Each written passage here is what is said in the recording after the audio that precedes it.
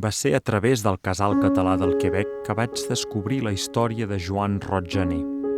Originari del poble de Vila-seca, ell i la seva família es van exiliar a França el 1939, quan ell tenia 16 anys. El 1957 va emigrar a Montreal, on va seguir una carrera literària com a poeta i cantant de cabaret. Intel·lectual compromès, va fundar una revista literària en llengua catalana anomenada Sang i Or. També va ser un dels cofundadors del primer Centre Cultural Català del Canadà el 1961. A la dècada de 1970, ell i la seva dona es van traslladar a Saint-Luce, un petit poble de la regió del Bas-Saint-Laurent, un llogaret a més de 500 quilòmetres al nord de Montreal.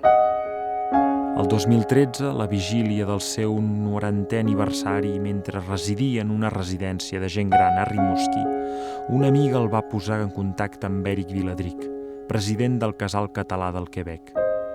Joan Roig-Gener buscava ajuda per tornar a Catalunya i poder passar-hi els seus últims dies.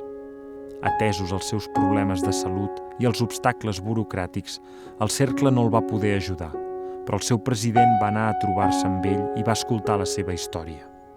En Joan li va parlar, entre altres coses, de les mongetes catalanes que encara cultivava a Saint-Luce, que ell anomenava alta de moda.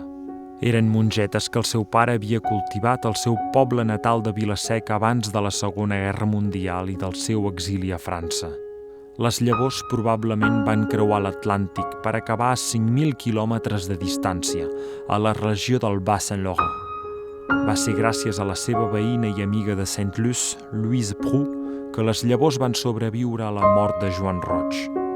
Amb la col·laboració d'Éric Viladric, va intentar descobrir l'origen del cultivar. Van descobrir que les mongetes de la moda estaven catalogades a Espanya com una varietat tradicional que havia desaparegut a la dècada de 1940. Un biòleg català va començar a investigar la planta. Uns anys més tard, el 2021, la mongeta va ser reintroduïda i ara torna a ser cultivada per una associació agrícola a la mateixa regió on va néixer Joan Roig-Gener. La premsa local catalana i quebequesa se'n van fer ressò. Éric Viladric menciona que és una metàfora poderosa per als catalans. És la preservació de la memòria col·lectiva de la diàspora republicana a l'exili. Louise Proulx li havia confiat anteriorment que, tot i que Joan estava molt agraït al Quebec i als quebequesos, sempre va ser un exiliat a qui li havien robat el país. Va ser un gran dolor per ell.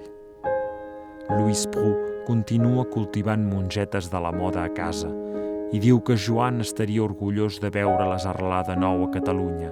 És com el final del seu gran viatge.